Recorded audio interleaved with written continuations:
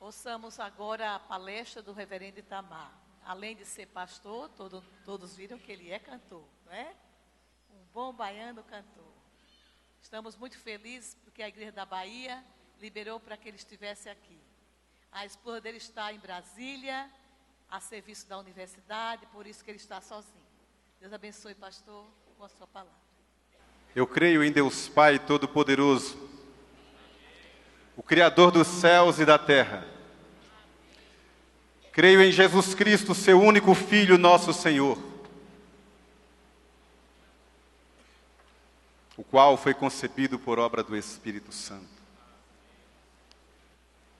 que nasceu da Virgem Maria, padeceu sob o poder de Pôncio Pilatos, foi crucificado, morto e sepultado, mas ressurgiu no terceiro dia. Subiu aos céus e está assentado à mão direita de Deus Pai Todo-Poderoso, de onde há de vir para julgar os vivos e os mortos. Creio no Espírito Santo, na Santa Igreja do Senhor, na comunhão dos santos, na remissão dos pecados, na ressurreição do corpo e na vida eterna. Aleluia. Irmãos, é um misto de sentimentos que me invade nesse momento. Um sentimento de temor e de descanso também.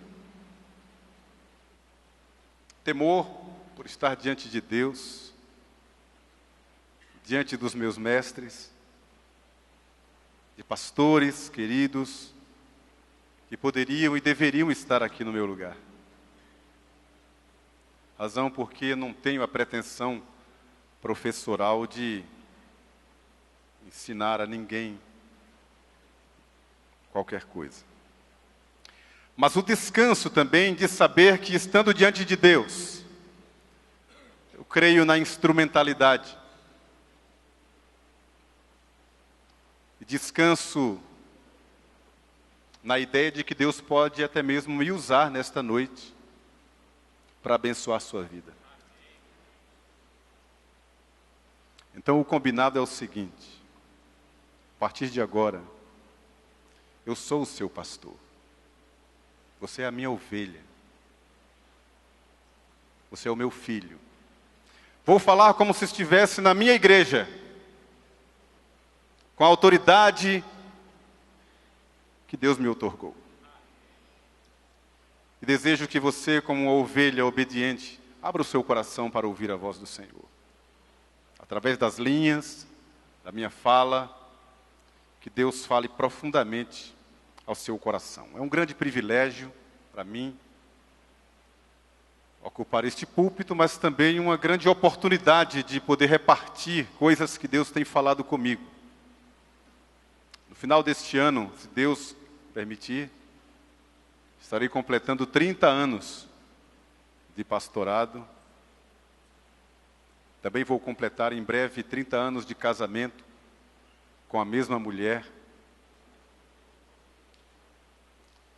Tenho 2 filhos adultos, crentes. Louvado seja o Senhor.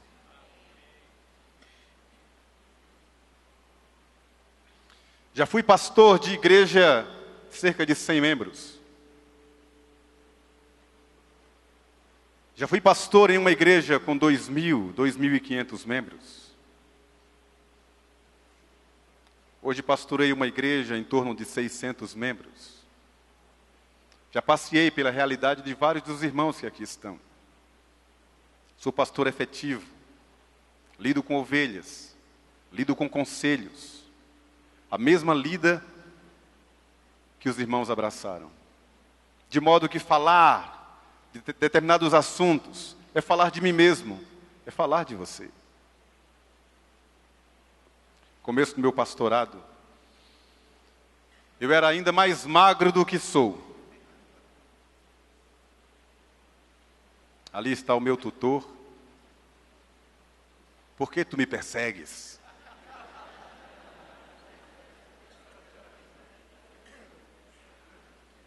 Que sabe perfeitamente do que estou falando. Eu tive muitas enfermidades. Eu adquiri uma gastrite crônica de ordem emocional, que me geraram 4 úlceras. Úlceras graves, com muita hemorragia. Uma delas eu fui levado praticamente sem vida ao hospital. E na última crise que eu tive, me encaminharam a um médico alemão, os olhos azuis, como contas. Eu lembro como se fosse agora. Ele estava sentado diante do seu computador, eu atrás dele, e na tela do computador estava a imagem, a fotografia do meu duodeno, do meu estômago, a ferida aberta. E do nada ele se virou para mim, virou a cadeira para onde eu estava, ficou me olhando assim por alguns segundos e perguntou: meu jovem, o que é que você faz? E eu disse: eu sou um pastor. E ele perguntou: o que é que um pastor faz? Interpretando a pergunta dele, eu disse: eu me envolvo com as pessoas, com os problemas das pessoas. Geralmente quem chega ao meu gabinete para conversas, geralmente chega em crise, e eu me envolvo com os problemas das pessoas. E aquele médico parou algum tempo, alguns segundos, olhou para mim e disse assim: eu não creio em nada do que você crê. Eu me denomino ateu. Não sei por que eu vou te dizer isso. Você não é Deus. Se você quer ajudar as pessoas, ajude primeiramente a você. Pegou um papel e começou a escrever. E ele escreveu 13 itens num papel, à mão. Do que para ele talvez tenha sido autoajuda. Mas ali era Deus falando comigo. E aquela foi a minha última consulta. Porque Deus estava falando comigo ali. Eu nunca mais tive nada. Isso já faz 21 anos. 21 anos. Mudei a cabeça, mudei a minha agenda, mudei a forma de encarar as mesmas coisas que eu já encarava a vida inteira. Deus falou profundamente comigo. Eu era uma espécie de Timóteo.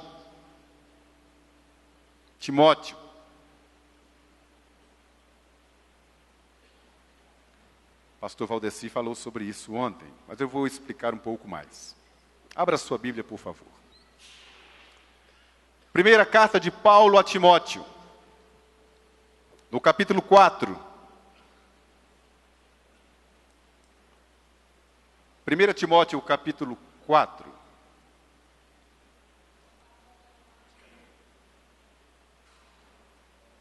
Do verso 6 em diante, que diz assim: expondo estas coisas aos irmãos, serás bom ministro de Cristo Jesus, alimentado com as palavras da fé, da boa doutrina que tens seguido. Mas rejeita as fábulas profanas e de velhas caducas. Exercita-te pessoalmente na piedade. Pois o exercício físico para pouco é proveitoso, mas a piedade para tudo é proveitosa, porque tem Me ajudem aqui. Promessa, a letra está bem miudinha. Da vida que era e que há de ser. Você lê para mim, filho?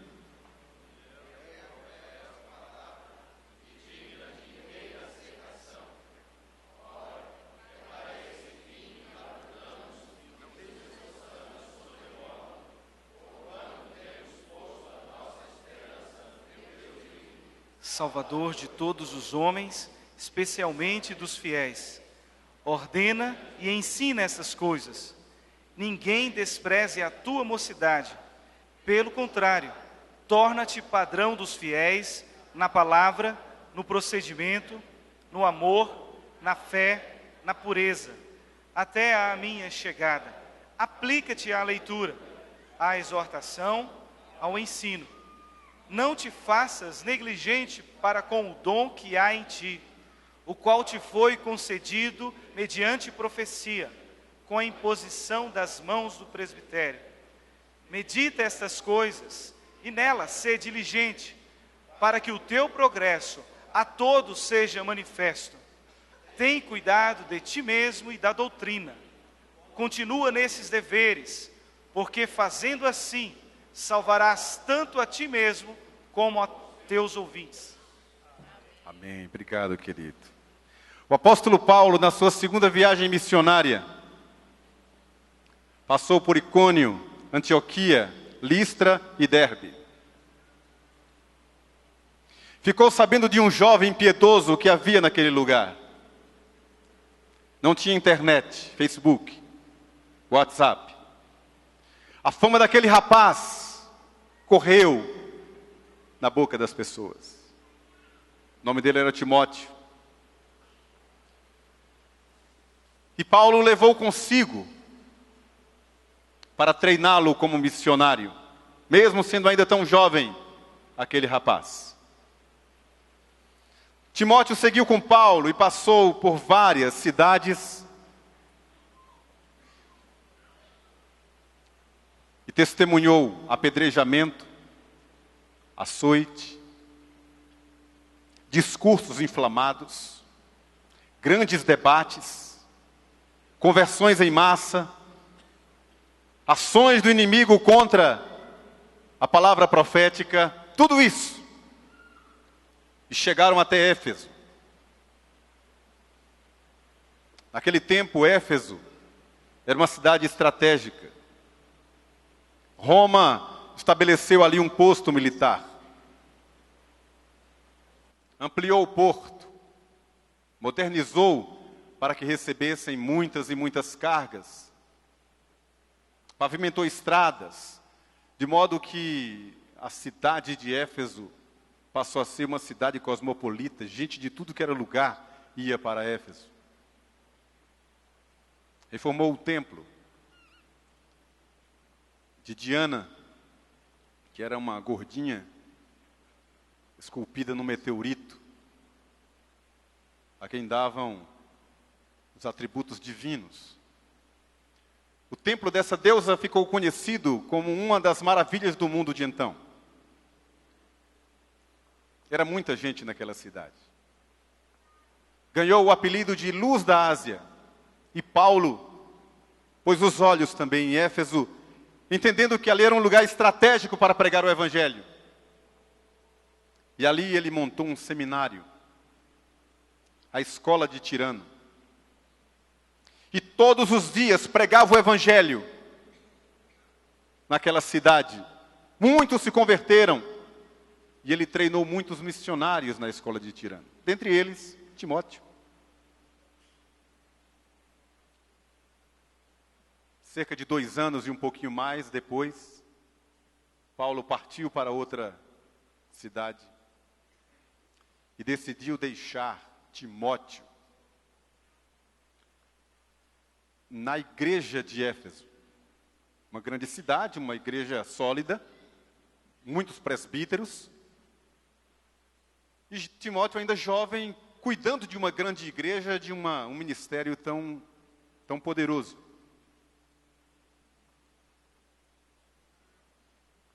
Mas Timóteo não era Paulo. Paulo tinha um espírito de muito ímpeto. Paulo era destemido, ousado. Paulo era aquele que a pressão para ele era desafio. Ele escreveu aos Coríntios e disse: irmãos, eu quero estar com vocês, daqui a um tempo estarei aí com vocês, mas não posso ir agora, porque agora em Éfeso, uma porta grande para o ministério se abriu e tem muitos adversários. Era um fator motivador. Não temia o confronto. Cadeias para ele era motivo de alegria. Uma honra servir a Deus através das dores, das lutas. Ele sofreu mais de um apedrejamento e um deles foi colocado fora da cidade como morto. E depois de tanto sofrimento, Paulo disse que essa leve e momentânea tribulação há de redundar em mim peso de glória, leve e momentânea. Depois de apanhar tanto, por muito menos a gente chora, a gente desiste de tantas coisas. E Paulo foi aquele que, chegando em determinada sinagoga, encontrou Pedro, o número 1 do colégio apostólico, debatendo com judaizantes, se contradizendo com medo daquela pressão dos judaizantes. E Paulo, ousadamente, repreendeu a Pedro, confrontou o próprio Pedro na presença de todos. Esse era Paulo. Timóteo não. Timóteo, além da juventude, ele era fleumático, dengoso, criado por mãe e vó, tímido. E a palavra quem declara isso, Paulo escreve aos Coríntios, e no mesmo texto em que diz que não vai lá naquele momento porque surgiram adversários, e ele queria ficar ali, no mesmo texto ele diz: mas se Timóteo for ter convosco, cuidem dele, porque ele é tímido. Ajeitem para que ele não fique tão tímido no meio de vocês, porque é um rapaz crente. Esse era Timóteo. E dentre os vários colegas, companheiros de ministério que Paulo teve, discípulos que ele formou, ele escreveu 2 cartas para Timóteo, como foi dito ontem aqui pelos nossos palestrantes. 2 cartas para Timóteo. Se você ler de uma sentada as 2 cartas, tem um único conteúdo. É a admoestação. É chamando Timóteo à ordem. Sacudindo Timóteo pela gola várias vezes, com um apelo que ele faz. E ele diz, por exemplo, para que Timóteo mantenha a fé e a boa consciência. Não deixe ninguém desprezar a mocidade dele. Aplica, Timóteo, aplica-te à leitura. Não negligencie o dom que é em ti. Medite e seja diligente na obra do ministério. Procure apresentar-se a Deus como um obreiro que não tem do que se envergonhar. Evite falatórios inúteis. Foge das paixões da mocidade e coisas assim. Em outros momentos, Paulo diz assim: Timóteo, Deus não nos deu espírito de covardia, mas de poder, de amor e de moderação. E não fique com vergonha do evangelho, tem desse encarcerado, que sou eu. Combate o bom combate da fé, firmado nessas verdades. Era uma palavra assim de encorajamento mesmo, e quase que podemos ouvir a voz de Paulo falando essas coisas a Timóteo. Eu não sei se é por isso, os teólogos aí podem nos esclarecer, razão porque quando Jesus fala às 7 igrejas na Ásia, e escreve para a igreja de Éfeso, diz: olha, se vocês não voltarem ao primeiro amor, vou remover o candeeiro. Historicamente, quem conhece teologia sabe o que aconteceu à igreja de Éfeso.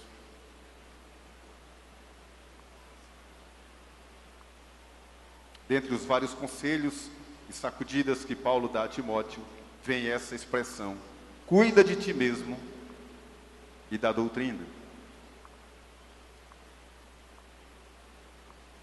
Da doutrina nós cuidamos desde que saímos do seminário. É uma das marcas do ministro presbiteriano.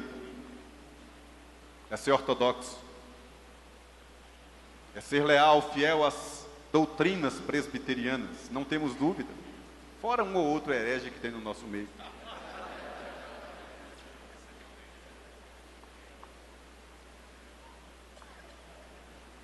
Mas cuidar da gente mesmo, estamos devendo muito. É sobre isso que eu vou falar nesses próximos minutos.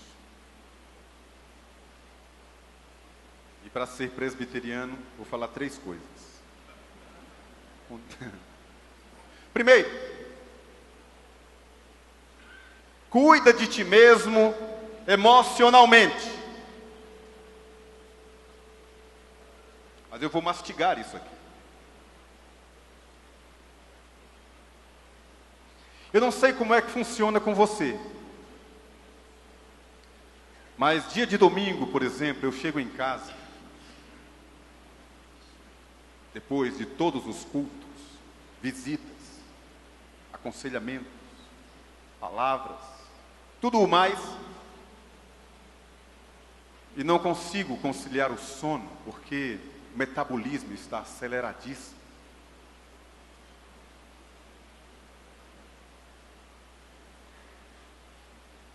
São rostos que me vêm à mente,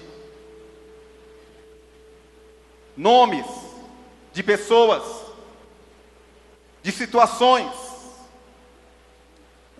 com quem eu tive contato naquele dia.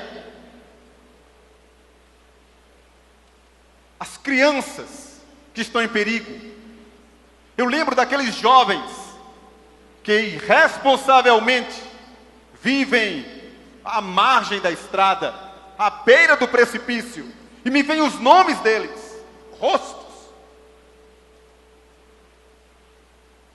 E eu lembro daquele casal que está prestes a se separar, e já demos todos os passos, e já encaminhamos para terapias, e fizemos de tudo, e estamos em oração, e jejum por isso, e aqueles nomes espocam na minha mente. E eu lembro dos velhos, das crianças, lembro da igreja, nomes, pessoas, situações. E vem aquela frase que eu não deveria ter dito. E aquela outra que eu esqueci de dizer. E é um tipo de culpa latente que não passa nunca. Um senso de impotência tão grande. Uma sensação de incompetência que me invade tantas vezes.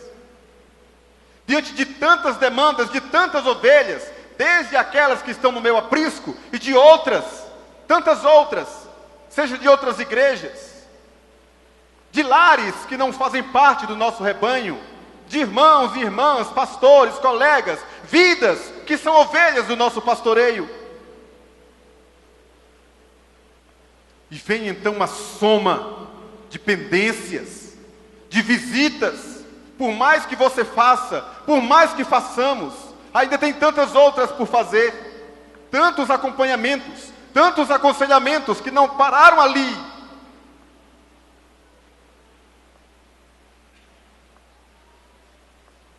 E tudo isso é uma carga emocional muito grande sobre todos nós. Uma bomba emocional todos os dias. Devedores do mundo. Para completar essa sensação de que estamos devendo, é tão adoecedora, que é o que faz, por exemplo, eu não sei você, eu estou falando de mim. Eu falo você de um modo genérico. Sai de férias, mas a igreja vai com você para as férias. E é tão complicado que se você sai de férias e fica de férias de verdade, você acha que que desconverteu.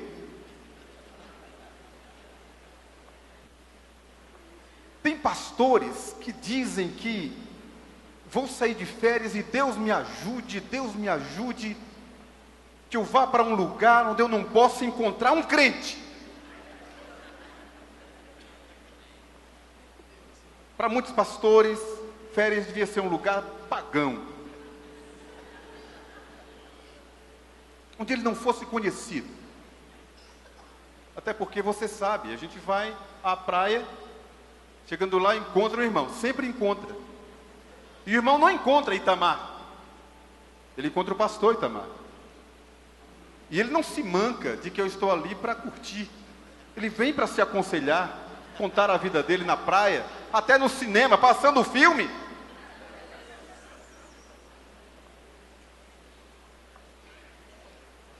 E eu tenho uma desconfiança. Filipenses capítulo 2 diz que Jesus, o nosso Salvador, sendo Deus,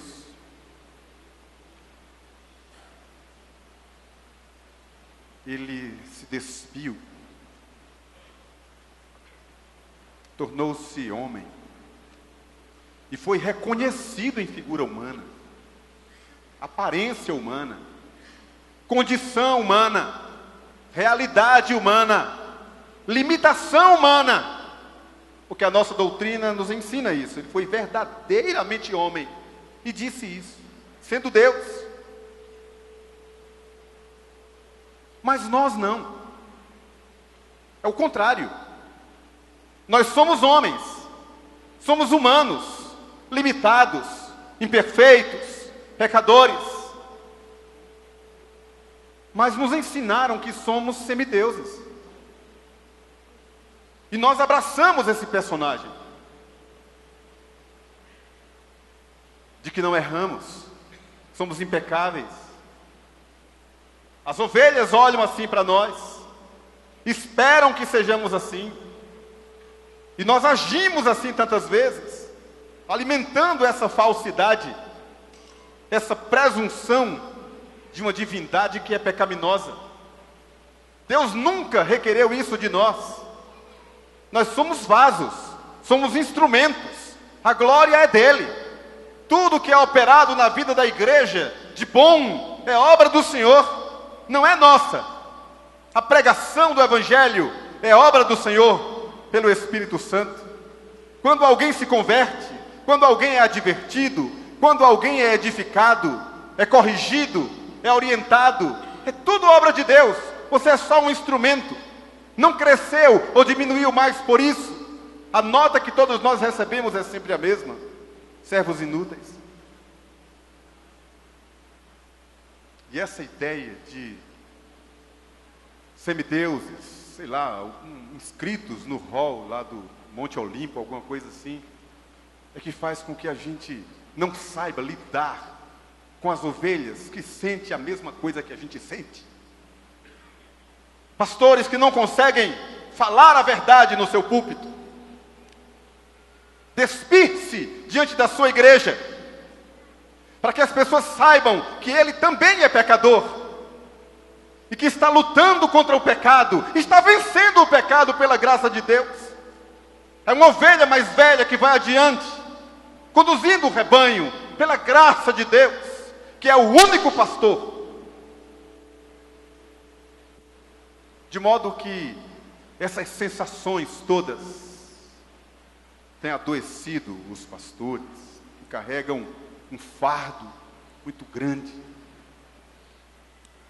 Nós precisamos tomar o fardo de Jesus. O meu fardo é leve, meu jugo é suave e o meu fardo é leve. Em segundo lugar, devemos cuidar de nós mesmos moralmente.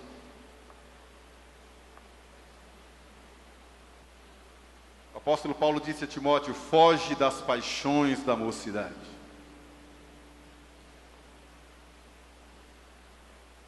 Fugir. não é lutar contra, é fugir. Todos temos pés de barro, todos. Qualquer um de nós pode cair. E vivemos hoje um tempo de uma cultura altamente erotizada, em que tudo passa pelo sensual. Um tempo de muitos assédios, de muitas conquistas, de muitos pecados, de muitos adultérios, fornicações, dentro da igreja, no meio do ministério sacerdotal. Como foi dito ontem, só reforço aqui,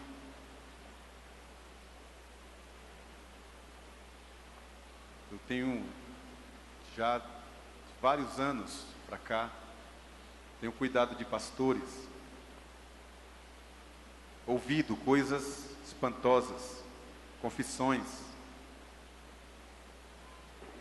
de pastores que estão à beira da queda, outros que já caíram. A igreja não sabe.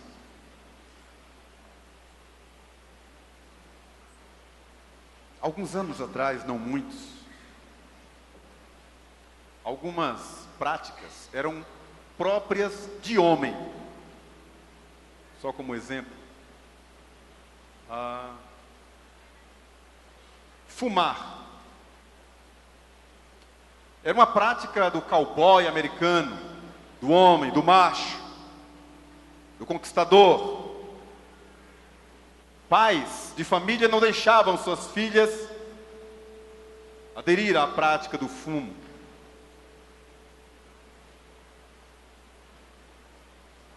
Beber, barzinho, era coisa de homem. Mulheres de bem, mulheres de família não iam frequentar barzinhos. Hoje, nas grandes cidades e também nas pequenas cidades, nas orlas, nas raias da boemia, tem tanto quanto mulheres e homens bebendo, fumando, transando. E não é pela questão do vício, é como um sinal de libertação, de alcançar um espaço que era apenas dos homens. Com isso, o galanteio,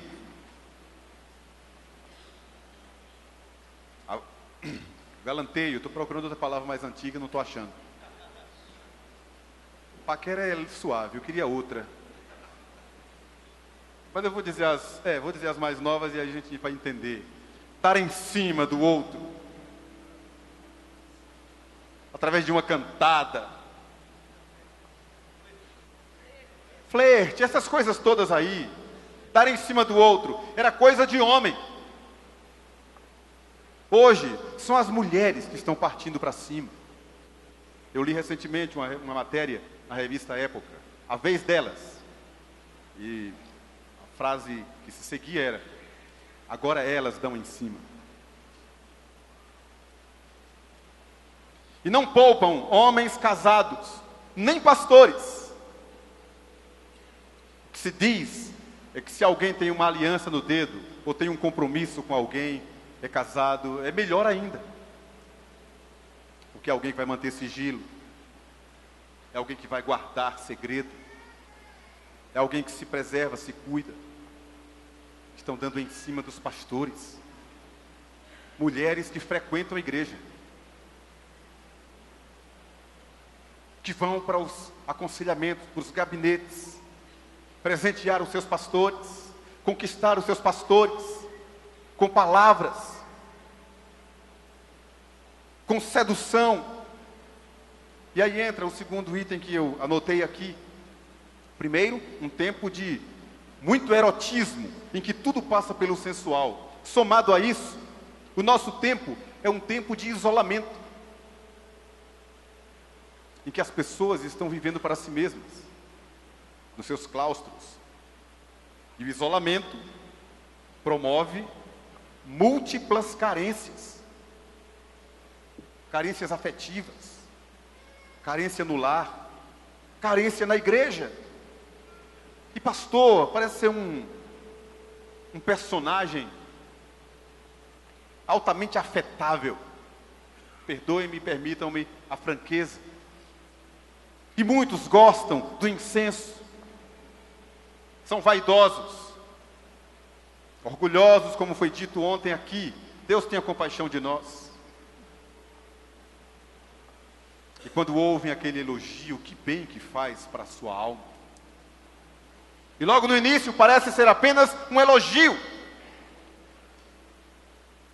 que repetido, que continuado, vai ser uma cantada evangélica. E paz, meus irmãos, eu falo com temor e tremor diante do Senhor. Mais do que os irmãos e irmãs imaginam, muitos caíram. Existem as facilidades, as zonas de baixo meretrício terríveis de antigamente foram substituídas por lugares chiques. A traição não acontece mais apenas numa zona, num hotel, em qualquer lugar, da forma mais sutil e suave possível. E somado a tudo isso vem a palidez moral.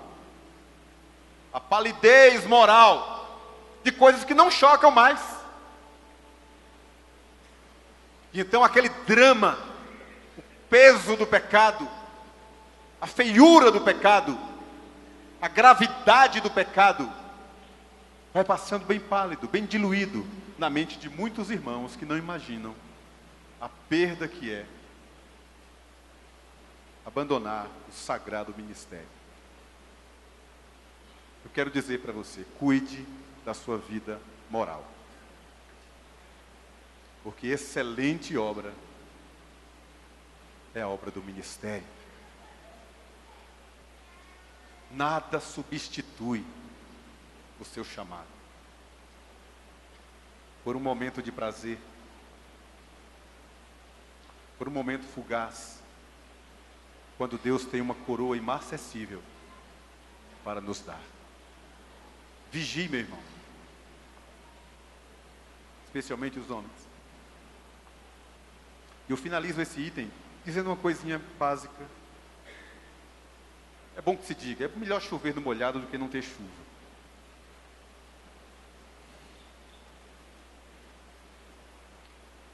Olhando para a vida de Davi, a gente entende o seguinte, que um adultério não acontece assim.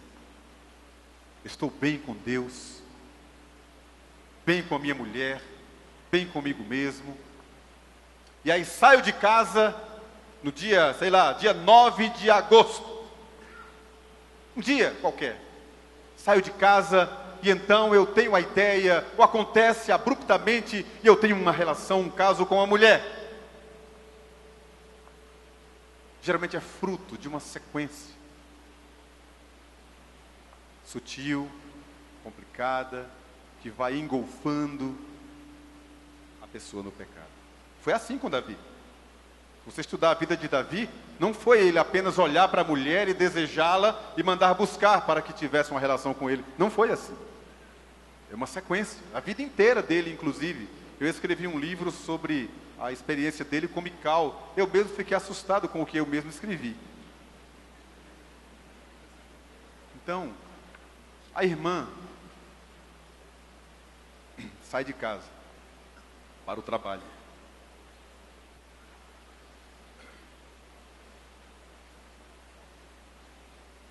E ela vem tendo uma vida muito pacata dentro de casa. Sem desejo, sem dengo, sem molho, sem paixão, sem namoro, sem romantismo.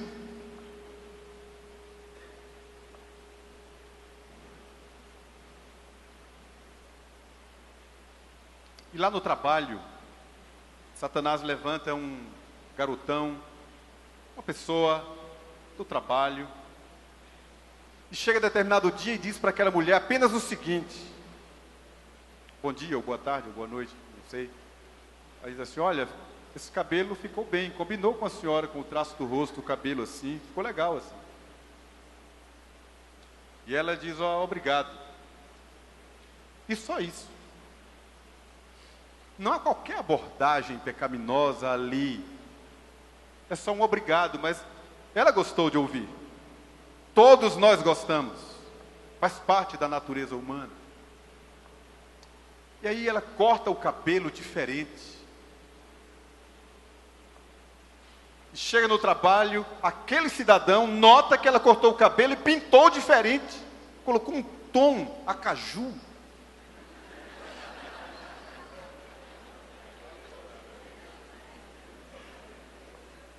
Pois aquele cidadão notou e disse: olha, ficou muito legal esse cabelo acaju.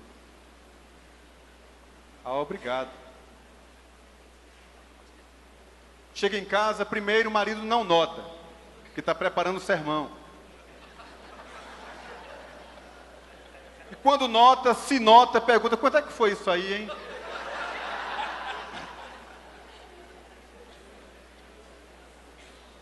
Passados dias, aquele cidadão vai notar o brinco diferente, o perfume que ela está usando, e sem que ela tenha no coração o desejo de ir para a cama com aquele homem, ela só quer ser notada, só quer ser elogiada. E aquilo faz bem, ela vai se arrumar inconscientemente para ser saudada e elogiada novamente. Só que isso não para aí. Ela vai tomar um cafezinho com aquele rapaz, só para bater um papo, nada mais. Aquele cafezinho, depois de 1, 2, 3 semanas, se repete, vai encurtando o prazo. É assim que os encontros amorosos, que as tragédias acontecem. Com o homem é a mesma coisa, incluindo nós, os ministros. Por isso que o apóstolo Paulo disse com todas as letras: não vos priveis um ao outro, salvo, talvez, por mútuo consentimento, e por pouco tempo, para orar, e novamente vos ajuntardes, para que Satanás não vos tente por causa da incontinência. Casal, casado, pastor, tem que fazer mais vezes. Ninguém disse amém, mas é porque eu sei que tem que.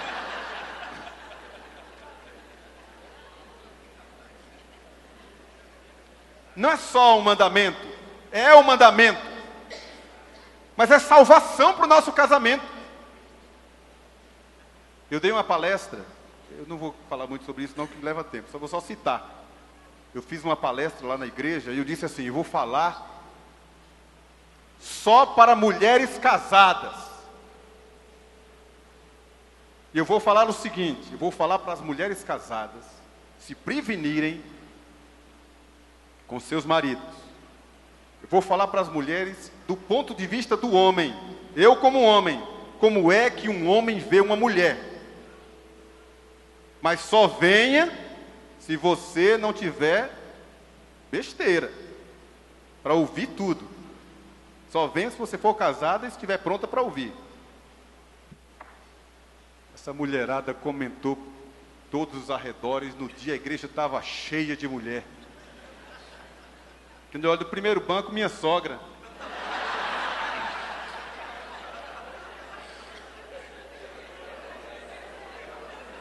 E uma figura lá da minha igreja, que eu sei que tem uma igualzinha na sua igreja. Sabe aquela mulher defensora dos padrões morais mais elevados? Estava lá sentada no segundo banco.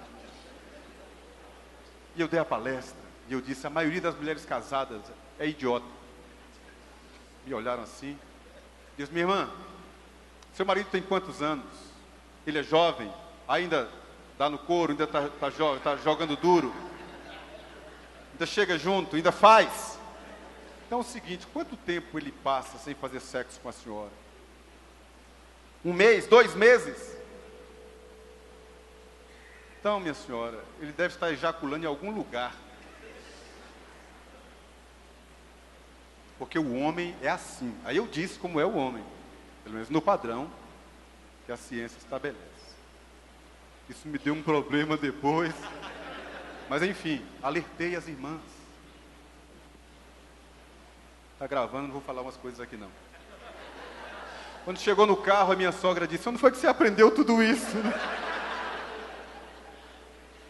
Irmãos, eu tenho um contrato com minha mulher.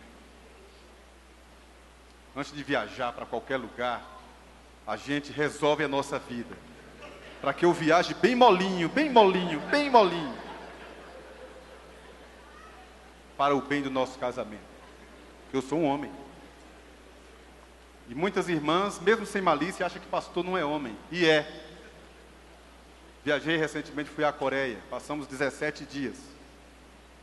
Lá pelos 15, a gente falou com os colegas: está na hora de voltar. As coreanas estão muito bonitas para o nosso gosto. Cuide da sua vida moralmente, para o bem do seu ministério. Finalmente, cuide da sua vida espiritualmente. Paulo disse a Timóteo: exercita-te pessoalmente na piedade.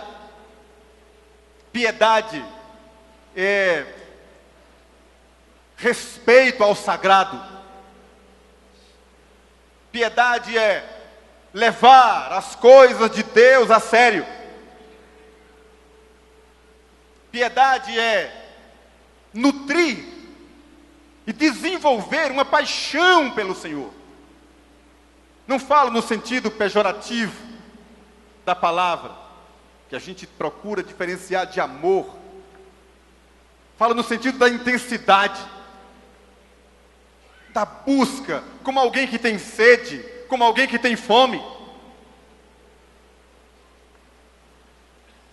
O tempo que a gente vive, esse secularismo existencial,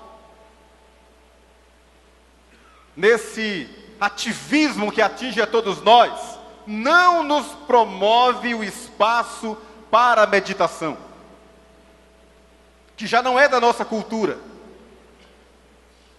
A gente precisa cavar esse poço. A gente vai ler a Bíblia quantas vezes? Confesse para você mesmo. Não precisa levantar a mão, balançar a cabeça, nada. Só confesse para você mesmo. Você vai ler a Bíblia e ler um texto inteiro. Na metade do texto, você para e não se lembra o que é que estava lendo. Quantas vezes? E voltou para a leitura, recomeçou, chega no meio para o fim, e você está com a mente cansada, não guarda nada. Quantas vezes, confesse, você vai se ajoelhar, vai para a oração e fecha os seus olhos, mas não consegue se concentrar. A mente divaga, e você tem imagens e sons, e há um barulho dentro da sua mente, que faz com que você não consiga dormir logo. Ativismo não deixa você meditar. E nós precisamos de repouso. Repouso mesmo. Parar mesmo. Tirar um dia para descansar. Aquela segunda-feira famosa, não sei quem inventou aquela segunda-feira para ser dia de folga de pastor. Os filhos vão para a aula, a esposa vai trabalhar, a gente vai para a igreja na segunda-feira mesmo. Ache um tempo, crie o tempo, fabrique esse espaço para você descansar, sair da cidade, botar o pé no chão, ouvir música, ouvir o silêncio. Se encontrar com Deus, encontrar-se com você mesmo. Jesus fez isso várias vezes. saiu da muvuca, saiu do burburinho e foi para um lugar à parte com seus discípulos e sozinho também, para ficar à parte com o Pai. Quantas vezes? Fiz uma visita a um pastor, já cabeça branca, e ele me disse que estava completando 45 anos de ministério e nunca tinha tirado férias, porque o diabo não tira férias.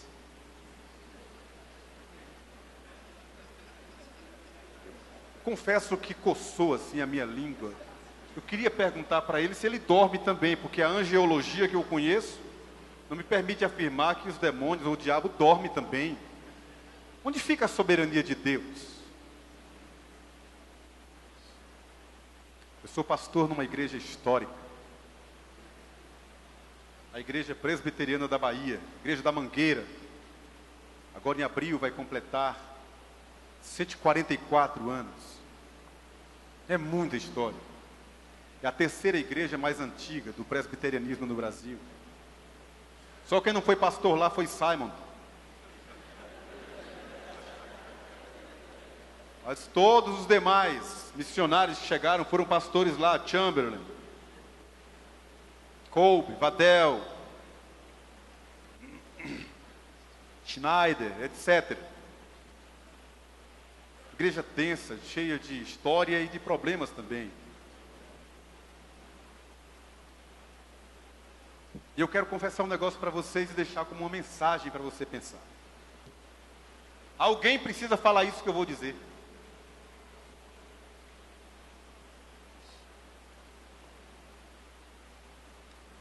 É privilegiado o pastor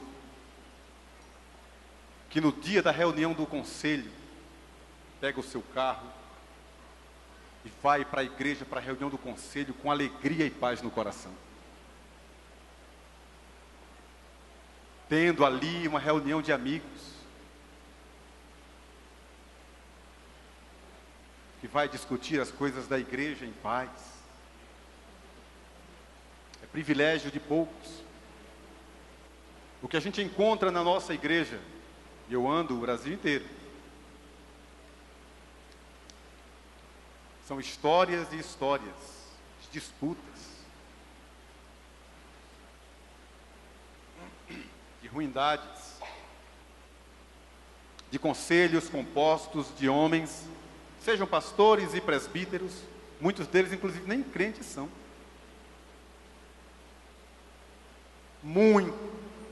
Poucos sabem o que é ser um presbítero. Alguém precisa dizer isso. Alguém precisa dizer aos presbíteros que eles são ovelhas.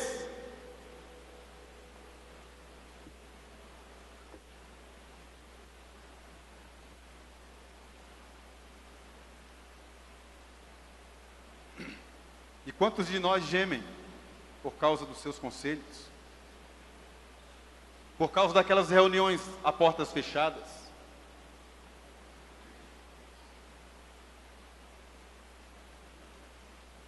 Decidindo a sua vida, sem a sua presença. E não tem isso na Constituição da igreja. Muito menos na Bíblia Sagrada. É uma praxe adoecedora. Alguém precisa dizer isso. Quando se aproximam as eleições pastorais, doenças emocionais, doenças espirituais, porque a Bíblia Sagrada é colocada de lado em grande parte dos casos. Porque não tem isso na Bíblia, nem na Constituição. Então você é o pastor efetivo da igreja, a igreja ama o seu pastorado, mas por força de uma praxe que inventaram, alguém que está insatisfeito, uma família, sei lá, ou um presbítero, indica o nome de alguém, e então vem alguém para a sua igreja, performaticamente, conquistar a sua igreja, na sua cara, concorrendo com você. E então a igreja elege você novamente. Mas fica a dor no seu coração. Fica a marca. Pessoas adoecem. Algumas saem da igreja. Sejamos honestos. Onde é que tem isso na Bíblia, gente? Eu escrevi um livro. Pastores em Agonia. Eu conto essas histórias. Me exponho, inclusive. Dei para os meus presbíteros lerem. Eles não tiveram o que dizer. Porque ninguém tem o que dizer. Porque essa é a verdade. Inclusive, nesse livro tem um capítulo só para a mulher do pastor. E eu falo que a mulher do pastor, elas são 4 personagens em uma só. Mulher do pastor é uma coisa. Mulher de pastor é outra coisa. A mulher do pastor Itamar é uma personagem. E a mulher de Itamar é outra coisa. Eu trato sobre essas questões. Doenças espirituais. De pastores que perderam a alegria. Estão pastoreando, carregando um grande fardo. Leem a Bíblia apenas para pregar. Descuidaram da vida devocional. Já não estão mais ligando para a vida de oração. Vão para a igreja porque tem uma agenda para cumprir, mas não estão mais com o coração apaixonado pelo Senhor. Meu irmão, vou finalizar com este apelo. Palavra de Paulo a Timóteo: exercita-te pessoalmente na piedade. Fala de uma vida cheia do Espírito Santo, de uma vida cheia de Deus. Os ministros do Senhor têm que ser aqueles apaixonados por Deus, aqueles que brilham os olhos quando falam do Evangelho, aqueles que quando expõem a palavra, os crentes que estão ali são tocados por aquele fervor, são constrangidos por aquela palavra, por aquela vida, por aquele testemunho. Piedade é isso. É alguém que está vivendo aquilo ali. Tem tudo a ver com ele. Ele não pode ir ao púlpito sem que antes tenha falado com o Senhor, estado com o Senhor, vivido com o Senhor. Meu irmão, não ser cheio do Espírito Santo é pecado. Cuida da sua vida espiritual. Volte a ler a Bíblia, não para pregar apenas, mas devocionalmente. Aproxime-se não como um doutor, aproxime-se como quem não sabe nada. Deixe Deus falar com você, revelar de novo aquelas palavras do rolo da lei. Deixe o Espírito Santo encher a sua vida, encher a nossa vida. Isso nos fará um grande bem. Então, em resumo, Paulo dá aquela chamada a Timóteo para que ele cuide da sua vida emocionalmente, moralmente e espiritualmente. E eu oro para que Deus abençoe a sua vida nessa noite, seu ministério, a sua igreja e o seu casamento, meu irmão. Precisamos mudar o Brasil, mudar a IPB com ministros crentes. Que Deus receba o louvor, a honra e a glória por tudo. Vamos orar.